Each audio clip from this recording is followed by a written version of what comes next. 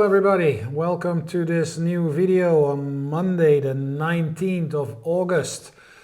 Trying to talk about sector rotation, anything that makes sense and is related to markets from a relative strength perspective and obviously relative rotation graphs.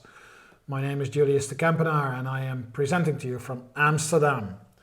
Let's dive right into what's been happening on an asset allocation level, because I told you last week that this week, or last week, now it depends on how you look at it, was going to be pretty crucial for further developments in the S&P 500.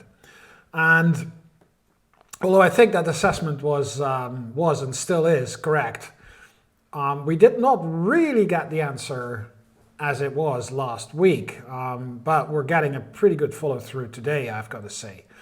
If we start, as I said, from an asset allocation perspective, then we can still see the rotation out of stocks into fixed income related asset classes. So here is the tail of SPY rotating out of the leading quadrant into weakening. And we've got government bonds and corporate bonds. These are the two blue tails here inside improving, and high yield moving towards the leading quadrant. Now we've got the US dollar, which is weakening. We'll look at the chart in a minute. And the same goes for both commodity indices. The main rotation on this weekly RRG is out of stocks into bonds and fixed income related, at least from a weekly perspective. If you look at the daily version of that RRG, things start to turn around or have turned around. And again, I'm going to tick off that Bitcoin tail because it's disturbing me. And what you see here is that SPY and both commodities are picking up. The US dollar index is still weakening, so there is they're syncing up. There's confirmation there. And here is high yield corporate bonds and government bonds. So how are we going to interpret that? How are we going to align that? Because the higher level time frame, the weekly, still shows us a rotation out of stocks into bonds. The daily is showing us a different picture. And on the daily, the strength is picking up. So the nodes, the distance between the nodes is increasing for stocks in a positive way and increasing for bonds in a negative way. So I think it's hard to make a final conclusion, but we'll bring in the chart of the S&P 500 and the fixed income charts in a minute. There is definitely improvement there. On the daily chart, there is already a negation of the downtrend. We now have passed the previous daily high. So I'm starting to look at that daily rotation with more interest, I have to say. So again, from a weekly perspective, still a rotation out of stocks into bonds, but the daily rotation is getting stronger and stronger. So when I said last week is going to be crucial, probably going to be extended a little bit, and I'll show you why in the on the charts of the S&P 500 and the bond charts in a minute. Starting with the chart for SPY, and this is the weekly chart, and what you see here is I have this line on here for forever, and the bounce has been nothing but remarkable from this old resistance turning into support. Out of that 510 low, we have been pretty much rallying straight up. And the proof is in the pudding. So 565, the all-time high that was set back in July, the week of July 15, is the most important level to watch on the S&P 500 from a resistance point of view. We bring that to the daily version of that chart. And as I told you, on the daily we have now negated the series of lower highs and lower lows. This is today, Monday the 19th, and as you can see, we have surpassed the previous high, which was on August 1st. Friday we pushed against it, and now we are through it. Does that mean that we're back in the all-time bull market? I find that hard, and I'll show you why. Because we're still out of this channel, and this old support, which acted as resistance here, could do that and is likely to do that once more. Let me extend that line a little bit further and see if we can find. So this has to be here. So that'll be around the level of the previous peak, which is right here. So this area, 565, is going to be I think is going to be a super heavy resistance area. Having said that, lower highs, lower lows has been broken, but this is one straight line up. So we have not had a single decline. When we had one day where the close was lower, that was right here on August 7. Other than that, it is every day is a higher close. And it's going on for quite a while. And for quite some distance. At some stage, at least you would expect to see some sort of a setback. And that's what I mean, that the next move is going to give us more information, is going to give us a better clue of what's ahead of us. But it's absolutely clear that things have turned for the better with taking out that previous high on the daily. You got to start somewhere. But also look at this move in the RSI. It's almost a straight line up. Where did you see that? Well, at least not in the last 6-7 months. But this is a pretty rare move. So I'm still a little bit reluctant, but things are definitely getting better for the S&P 500. That's for sure, at least for this chart. Let's take a look at some of the other asset classes. So we were seeing the government and sort of fixed income related tails starting to improve. That's what you see here. But GOVT, that is the aggregate of the US yield curve, all the bonds, including, so this is government bonds, so all the maturities on the US yield curve are included in GOVT. And it's running into resistance. So the area 23.75 is going to be a pretty heavy resistance area for government bonds. And that means that we may see a turn here, and that would, this is yields declining. If it goes down, it's yield rising. So if we run into resistance, the decline in yields is probably going to stop and maybe turn around. That's for GOVT. If you look at that for IEF, which is the 7 to 10 year portion of the yield curve, you can see a similar thing. So we're running into resistance in these fixed income asset classes from a government bond level. In corporate bonds, you see a similar development where we are also running into a zone of resistance.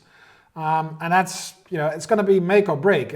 Again, technical point of view, if we break that overhead resistance, we're going to expect a follow through of that trend. So it means that yields on corporate bonds are going to go lower. Pricing for government bonds, for corporate bonds is going to go higher. And then if we look at the high yield version of the bond market, that's breaking through. And high yields are closest to equity returns, to stock returns. And you can see how we've broken through the most recent high. And there is a little bit of resistance waiting here. Let's round it off around $80 for HYG.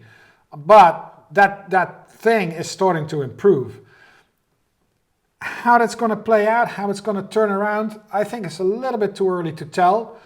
But the rotation is there. The near-term rotation for stocks is improving versus bonds, while on the weekly, they're still conflicting. There's still counter-trend moves.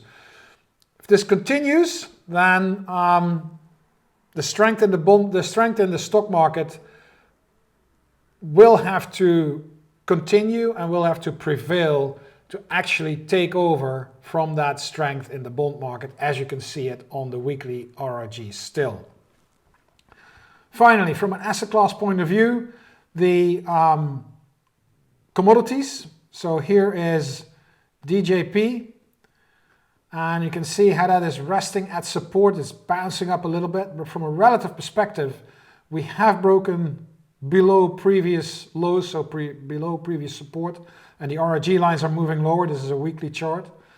And the same thing goes for GSG, where you can see how we broke this support level and we're testing that now as resistance. And here also from a relative perspective, we're breaking to new lows. So the allocations to commodities are probably not worth our time anymore.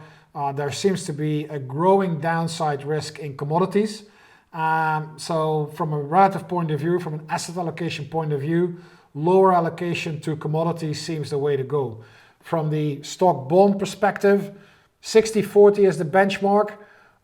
I would say at least neutral is the way to go. I will look at the stock bond ratio in a minute, but from an asset allocation point of view, the allocation to commodities is going to be questionable, I think. And then finally, the US dollar index. And you can see here how that is declining, so that is pointing to weakness for the US dollar. Compared to VBINX, which is our benchmark, we see a continuation of lower relative strength, meaning a weaker US dollar versus that basket of other currencies. If we bring it to the euro dollar chart, you can see how we've broken that overhead resistance around 110. It seems to be accelerating now. There's still some resistance overhead. 111.40 seems to be the next level to watch. Maybe 111, 111.40, and then there's 112.76. So there's still quite a bit of overhead resistance waiting, but it's definitely very clear that the euro is picking up, or talking about the other way, the dollar is losing strength. And bring that to the daily chart and you can see what I mean. You can see how that is breaching through some overhead resistance levels recently. One more chart before we go talk about sectors and sector rotation. This is the comparison between stocks and bonds, SPY versus IEF. And on my chart, I had this channel here from the bright red dashed lines. That was higher highs and higher lows. That got broken 4 or 5 weeks ago. And we got the decline lower. From a technical point of view, that's a very clear break and we're rallying. And at first sight, I'm looking at where that next high is going to be formed. And because we broke that rising channel, I am going to assume, or I was going to assume, probably still am, that the new high will be lower than the previous high. So that uptrend in stocks versus bonds ratio has ended. Does it mean that it's now a downtrend? Not really, because we don't have that lower highs, lower lows. And that's also why I mentioned that for SPY last week was so important, or for the outlook for SPY was so important to figure out where that next high is going to be formed. Because it will tell us a lot whether we're going to see lower highs or whether we should take into account the possibility of lower highs, lower lows, i.e. a downtrend, or are we still in a series of higher highs and higher lows? Well, here we are now in the middle. The series of higher highs and higher lows has been broken, and we don't have lower highs and lower lows yet. If you look at channels, then I've just today penciled in these pale shaded red dashed lines, and drawing trend lines is a bit of science and a bit of art, I think. That's the problem with trend lines. There's no super hard rules. My rules are that a trend line is only a trend line when it's got 3 touch points, because connecting 2 points it can be anything, and the more touch points, the better. So a minimum of 3. And if you look at the chart here, then after that dip, you can sort of put in this trend line now, which has now 3 touch points. And then you may say like, hey, but what about this big dip below? Look at where the close is. That's inside that channel. And then the parallel over the tops is connecting 1, 2, 3 if you want. Here this cluster 4, and then a cluster of 4 weeks here. So that's another serious channel. So are we now Is this a test of a low, like did we go low, high, higher low, higher high, and another higher low, and are we on the way back? Possibly, but when I look at the simple indicators like the RSI and the MACD, then there is a very strong divergence that has executed with the break of that channel. So especially the MACD, that RSI diverges more often than the MACD, but when it happens, it tells you something. And here there's a divergence that built up over a couple of months, and I'm not ready yet to say that this decline was the result of this divergence. I think it needs more than that. Now, the more than that can execute in two ways. It can be a sideways movement between, let's say, 6% on the upside, or the ratio 6 on the upside and 530 on the downside, and you start moving, or you go lower, either or. The go lower is only confirmed when we dip below that 5.3, 5.28, after we set a lower high. That's too much looking into the future without knowing it. But what it does tell me is that this market is potentially still under pressure, and we do need a lot more for this ratio to get back above its previous high and continue the preference, the overall preference for stocks. So the conflicting signals that we saw on the RRG are coming back on this direct comparison. We're going to keep an eye on it and keep looking at it, but stocks versus bonds, 50-50, 60-40 if you want to track the benchmark. That's my best bet. Okay, and now sectors and sector rotation. So here's the RRG for sectors, and again, the story remains the same. The rotation is out of technology, out of XLK, and pretty much into everything else. The everything else is scattered across the RRG. But pretty much all these tails are now at a positive heading, which means between 0 and 90 degrees. And that's very interesting. I mean, we had the situation where it was the reverse. Tech was the only one, and the rest was all in a negative heading. And now we see here that everything is picking up positive and it's rotating out of tech. And it's across the board. It's not just offensive or defensive or economically sensitive. By the way, I can show you that if I just bring up here large cyclical. So here, these are the cyclical sectors. They're all rotating in. They're all picking up. So real estate is leading. We got consumer discretionary, which is flat, but still moving to the right. We've got financials, which is actually doing pretty well. And now we've got materials, which is actually picking up. Interesting rotations. That's an offensive rotation. These are the cyclical sectors. And then we have the defensive sectors. And you would expect, offense, defense usually rotates counter trend. But look at this. Here you got healthcare, staples, and utilities, all at a positive heading. Utilities very strong, and then staples and healthcare rotating back in. And then finally, you have the what's now called economically sensitive sectors. And there's tech rotating out, the only one, and you got communication services, industrials, and energy picking up. These are pretty low on the RS ratio scale, but they are at a positive heading. Where we had, if we translate this to breadth from a relative perspective, from RRG perspective, we're now actually in a situation where there is a lot of breadth because all these sectors are now at a positive heading and technology is at a negative heading. Now I know that technology is the largest one, it's 25-26%, but with everything else at a positive heading, I can argue that we now see that the rally in the S&P 500 is across the board except for technology from a relative perspective.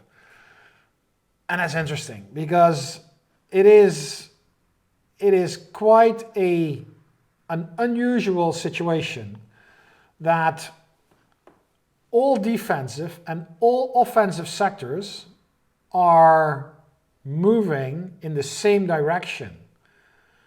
And I'm not sure what to make of that yet, but it's something that has my attention because it's so counterintuitive.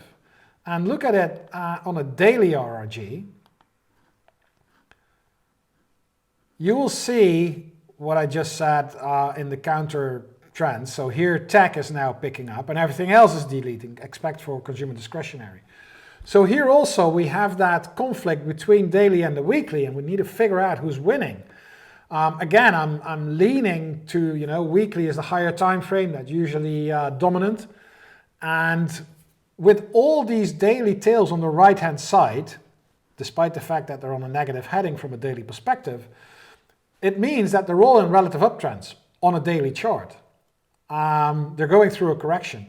So the trick here now is to figure out or to wait until we get the proof from the rotation whether these tails or some of these tails will be able to turn back up before they hit the lagging quadrant.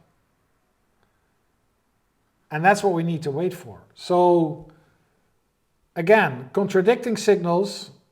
From an asset allocation point of view, we had the situation between stocks and bonds where on the weekly chart, stocks are still rotating out and money seems to be flowing into bonds and bond-related asset classes. On the daily, we have the reverse situation where we need to wait and see whether stocks are able to turn back around. When you look at the comparison, stocks versus bonds, is very, very debatable whether that is still an uptrend. And if it is, we need a lot more work to take out that previous high. And if we look at the sector rotation that I just showed you, money's rotating out of tech from the weekly perspective, moving into anything else from a daily perspective. And on the daily, you see the opposite. Now money's moving into tech, to a lesser degree into consumer discretionary, and out of everything else. But the split is positive for everything else and relative downtrends for tech and consumer discretionary. It's a mixed bag. Long-term trends in equities are still up. There's no doubt about it. My expectation was, probably still is, that we need a little bit more of a corrective move. And whether that's going to play out as a stronger decline or a more sideways move remains to be seen. But I'm not ready yet, I need to say, to sort of shrug off the risk of a sideways move or a decline. Call me crazy, but I see too many conflicting signals from a rotational point of view, from an asset rotation point of view, from a straight comparison SPY versus IEF point of view, to go back all out into stocks again. Maybe we'll miss a little bit, but I need more evidence that that is really happening. Other than that, I'll stick to my, if you are a balanced investor, to my balanced benchmark 60-40, just to track the market when it goes both sides, up and down, but no massive overweight for stocks nor a massive underweight for bonds or vice versa. I'm sorry that I don't have any, clearer views. I hope that my audio was much clearer than last week. Apologies again for that. I'm sorry, I don't know what happened. I hope this week's better. I've checked it while recording, so it should be better. Let's see what happens. And we're going to continue to monitor these rotations, both from an asset class point of view and a sector point of view, and let you know when things are changing, when rotations are changing. Thanks again for watching, and I'm looking forward to seeing you again next week, same time, same place.